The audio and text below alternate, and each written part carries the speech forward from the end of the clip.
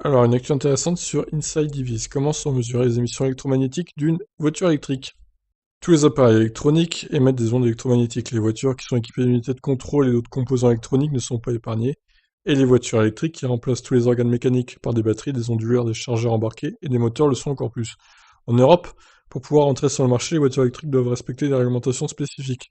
Elles sont testées selon la norme ECE R10. Cette norme vise à vérifier que les émissions électromagnétiques ne perturbent pas les appareils externes tels que les feux de circulation, les radars, les téléphones portables, etc. Dans une vidéo, Rimac montre comment les voitures électriques sont testées pour s'assurer de leur compatibilité électromagnétique. L'entreprise croate, qui se prépare à commercialiser la supercar Rimac C2, poursuit la phase d'homologation et de certification en vue d'une commercialisation en 2021.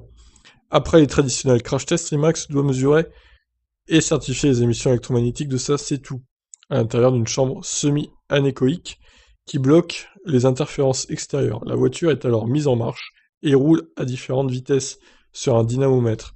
Elle est soumise à un rayonnement allant de 20 MHz à 20 GHz. Pendant le test, toutes les fonctionnalités de la voiture, des essuie-glaces à la climatisation, sont activées à intervalles de temps réguliers.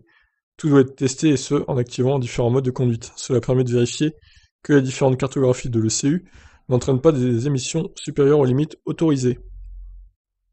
Donc on rappelle, la Rimac c'est 120 kWh de batterie, 430 km d'autonomie WLTP.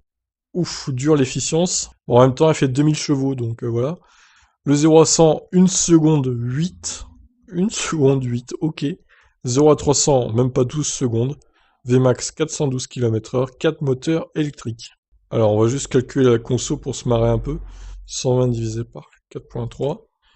28 kWh au 100. Ok, ça va. C'est pire qu'un Audi e-tron, sachant que là c'est la moyenne du WLTP en plus. Rimac n'attend plus que la certification finale en ce qui concerne les résultats.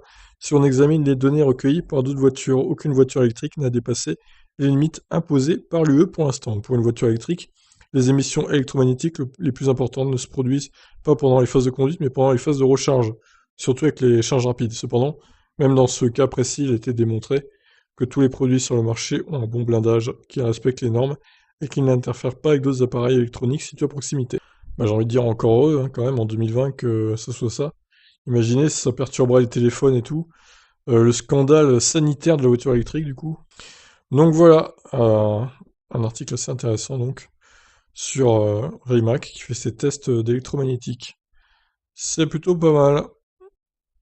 Et tous les constructeurs font ça, mais c'est eux qui en parlent, donc bravo à eux d'en parler, de nous montrer comment ça se passe. Je vous laisse donc réagir dans les commentaires comme d'habitude. Ciao ciao.